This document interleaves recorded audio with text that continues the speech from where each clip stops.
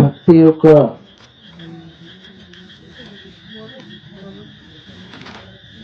నడవడి క్రమం అనేటువంటిది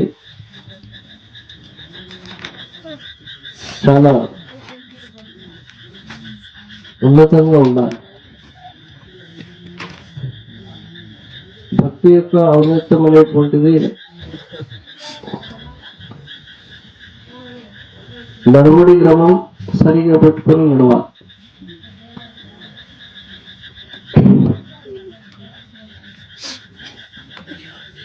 భక్తి అనేటువంటిది ఒక వ్యక్తికి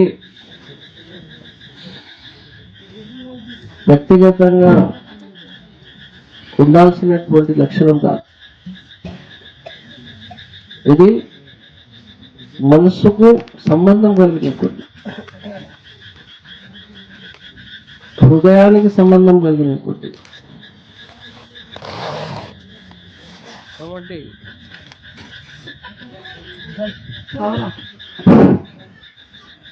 కాబట్టి సాక్షాత్కారులైనటువంటి మహానుభావులు ఏమని చెప్పిందంటే, దైవ కార్యం గురు కార్యం ఏది చేసినా మనసుతోనే చేయాలి. అదే మనసుతోనే ఎట్లా చేస్తారు? మనసుకి కాళ్ళు చేతులు ఉంటాయా?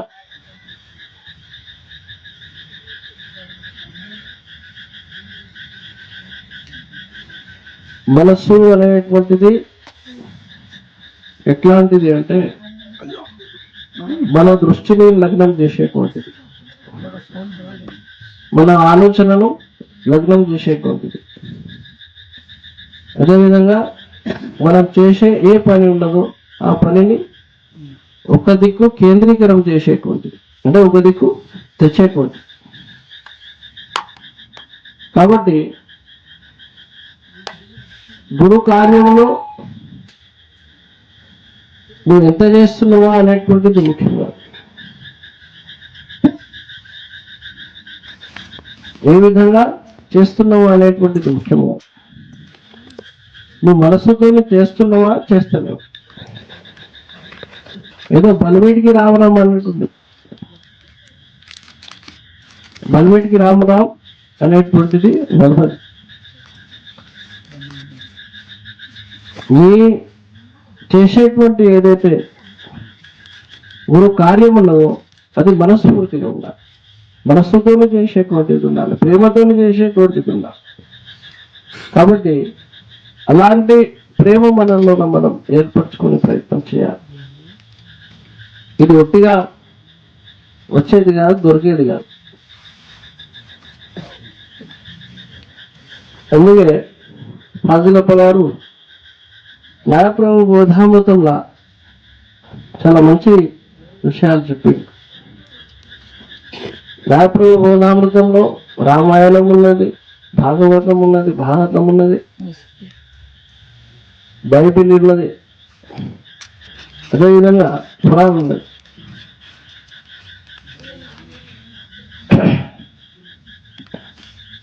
హదీస్ ఉన్నది. గురుపదేశం అనేటువంటిది మనిషి యొక్క జీవితం అయితే, గురు సేవ అనేటువంటిది వానికి ఆ జన్మను సార్థకం చేసేటువంటి. కాబట్టి మనం గురువు కోసం చేసేటువంటి ఏ పని అయినా మనస్ఫూర్తిగా చేయాలి. దైవ కార్యం అనేటువంటిది మనస్ఫూర్తిగా చేయాలి. ఏదో చేస్తున్నాం చలో 10 మందికి చూపించి చేసే కార్యం ఉన్నది అంటే తప్పు.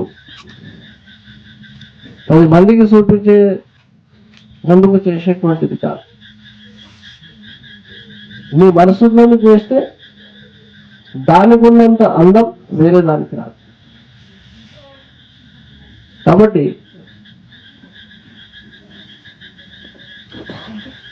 గురునామం అనేటువంటిది, గురునామం యొక్క జపం అనేటువంటిది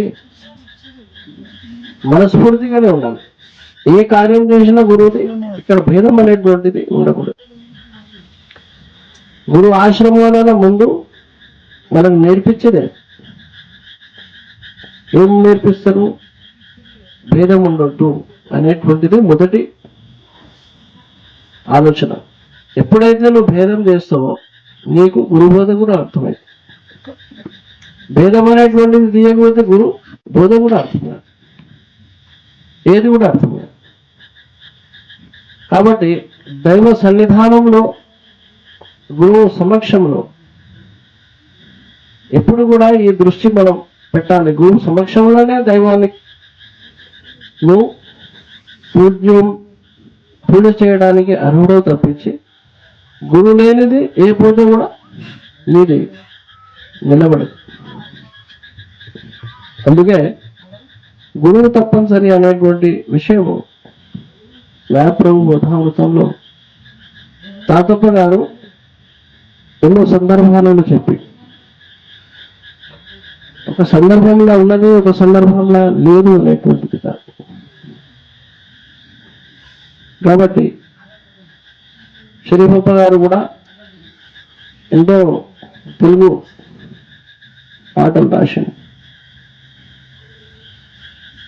ఇవన్నీ కూడా మనం మార్గం సరిగ్గా చేసుకోవడానికి ముఖ్యమైనటువంటి మార్గం. అంటే ఉట్టిగా దొరకదు. మార్గం అంటే ఉట్టిగా దొరికేది కాదు.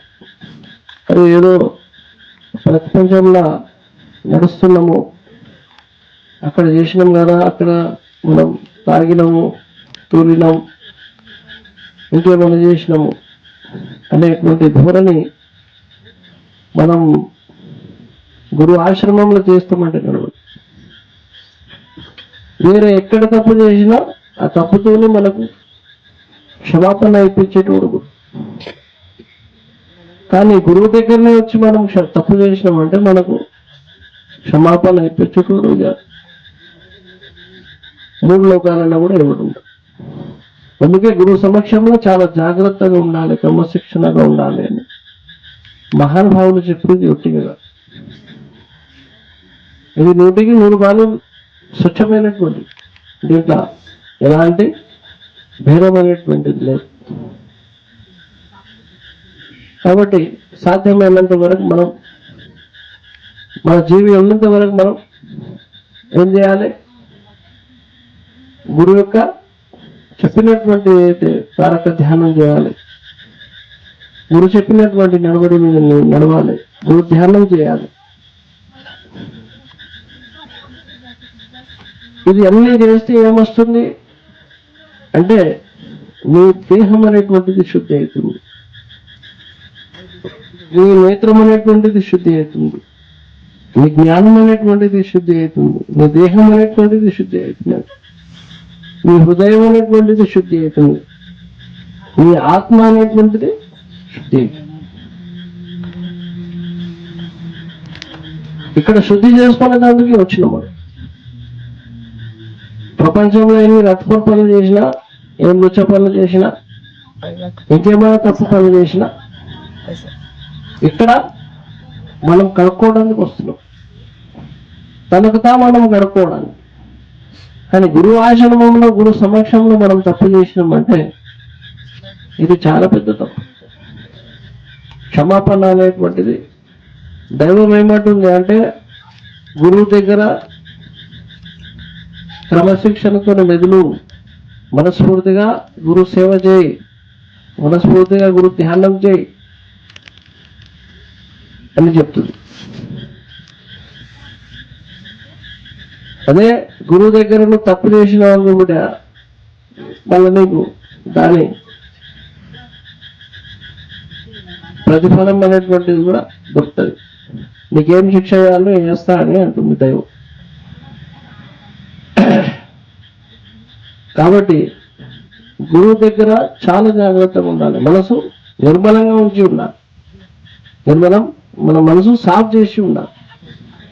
మనసులో ఒకటి పెట్టుకొని బయట ఒకటి పెట్టుకొని గురువు దగ్గర ఉండకూడదు. గురువు దగ్గర ఏమున్నా ఒకటే తీరుగా ఉండాలి. మంచి భావన నడిచి మన జన్మను మనం సార్థకం చేసుకునేందుకు గురువు దగ్గరకు వచ్చినాం. మోక్ష సాధన చేసుకునేందుకు గురువు దగ్గరకు వచ్చినాం. ప్రపంచం కోసమో దేనికోసమో, కానీ మన అదృష్టం మంచిగా ఉండి గురువు దగ్గర చేరింది. దీనిని పూర్తిగా ఉపయోగంలో తెచ్చుకోవాలి, పూర్తిగా ఉపయోగంలో తెచ్చుకోవాలి. ఎందుకంటే ఏ సమయం మనది వస్తుంది, ఏ సమయంలో మన జీవి అనేటువంటిది దేహం నుంచి వెళ్ళిపోతుంది చెప్పలేదు. కాబట్టి ఈ దేహం వెళ్ళిపోక ముందే మనం దాని నుంచి సర్దుకోవాలి. పెద్ద మనుషులు ఏమంటుంటుంది, ఒక సామెత ఉంది, దీపం ఉన్నప్పుడే ఇల్లు చక్క పెట్టుకోవాలి. దీపము ఉన్నది, ఇల్లు చక్కగా పెట్టి. ఇక వీనికి అర్థమైతే నెత్తి ఉంటే వాడు ఏమంటాడంటే, ఇల్లు అయితే ఇల్లు ఉన్నది, దీపం ఉన్నది, ఇల్లు చక్కగా పెట్టుకోవాలి. దీపం పడినప్పుడు ఇల్లు చక్కగా పెట్టుకోవాలి. ఆ దీపమే ఆ ఇల్లుకే మనం ఉండేది బ్రతికేది దాంట్లో కాబట్టి ఆ ఇల్లు అనుకుంటాం. కానీ నిజమైనటువంటి ఇల్లు ఏది ఉన్నది, నీ దేహం ఉన్నది. నీ దేహము కూడా ఒక ఇల్లే. ఎవరికి ఇల్లు? సాక్షాత్తు పరబ్రహ్మ స్వరూపం కలిగినటువంటి పరమేశ్వరుడు. అలాంటి ఈ ఇంటిని మనం అపవిత్రం చేయడం అనేటువంటిది, శుభ్రమైనటువంటిది లేకుండా ఉండడం అనేటువంటిది తప్పు. మనిషికి మాయ అనేటువంటిది ఎప్పటికీ వాళ్ళకి అంటిపెట్టుకుని ఉంటుంది. ఈ దయ్యము ఫలానా ఫలానా అంటాం, రాక్షసుడు అంటాం, అది నీ దగ్గరనే ఉండదు. నువ్వు చెడుతోలా పోవాలంటే అది ఏదో రూపంలో నీకు చూస్తూనే ఉంటాయి. ఏమైతే తీయని ఒకసారి తప్పు చేస్తే తప్పులు అయితేనే ఉంటాయి. మనం చేసినా కదా, ఒక గ్లాస్ తాగురాబోయి ఏం కాదంటే మళ్ళీసారికి 2 గ్లాసులు తాగుతున్నాం, మళ్ళీ వారానికి 3 అవుతుంది. అటు తర్వాత పెరుగుతూనే పోతుంది. కానీ ఒక్కసారి మనం ఒక డ్రాప్ అంటే ఒక చుక్క కూడా అలాంటిది మన దాంట్లో పోయింది, మన దేహంలో దిగింది అంటే ఒక 300 రోజులు వారికి శని ఉంటుంది. వాడు ఏం కోరుకున్నా కాదు వాడికి. ఇక రోజు తాగితే ఇంకేమున్నది. కాబట్టి మహానుభావులు రొట్టిగా చెప్పలేదు. గురుబోధ అనేటువంటిది రొట్టిగా లేదు, నీ దేహం అనేటువంటిది రొట్టిగా లేదు, నీ జన్మ అనేటువంటిది రొట్టిగా లేదు. కాబట్టి గురు సమక్షంలో మనం ఉన్నప్పుడు చాలా క్రమశిక్షణగా మెదలాలి. గురు సేవ చేసినది మనస్ఫూర్తిగా చేయాలి. ఈరోజు మనం ఈ ఊర్లో అపకార పని చేసినాం. ఎవరికి వచ్చిన కాడికి ఒకడు ఈ కార్యంలో పాల్పంచుకోవచ్చు. మనం ఎంత కలిగితే అంత మనస్ఫూర్తిగా అపకారి కార్యక్రమంలో పెట్టింది చాలా మంచి విషయం. ఎందుకంటే ప్రపంచంలో సంపాదన కూడబెట్టేందుకు మస్తు ప్రయత్నం చేస్తున్నాం. ఎక్కడైనా కూలికల్లో పోతాం, లేకపోతే ఏదైనా కొనుగోలు చేస్తాం, లేకపోతే ఇంకేమైనా దంద చేస్తాం, ఏదో చేసి ప్రపంచం కూడబెడుతున్నాం, ఖర్చు కూడా పెడుతున్నాం. కానీ గురువు ఆశ్రమంలో, గురువు స్థానంలో మనం ఏ విధంగా అయితే మనకు ప్రపంచంలో కూలి దొరుకుతారో, ఈ పాలమార్థికంలో పుణ్యం దొరుకుతుంది, మోక్షం దొరుకుతుంది. కాబట్టి గురు మార్గంలో మోక్షమే. ప్రతి మానవుడు మోక్షం సంపాదన చేయాలి. అలాంటి సంపాదన గురువు మార్గంలో మనం ఖర్చు పెట్టడం వల్ల మనకు లభిస్తుంది. కాబట్టి ఆ ఖర్చు పెట్టి మనం పుణ్యం గమాయిస్తుంది, మోక్షం అనేటువంటిది సంపాదించి పెడుతుంది.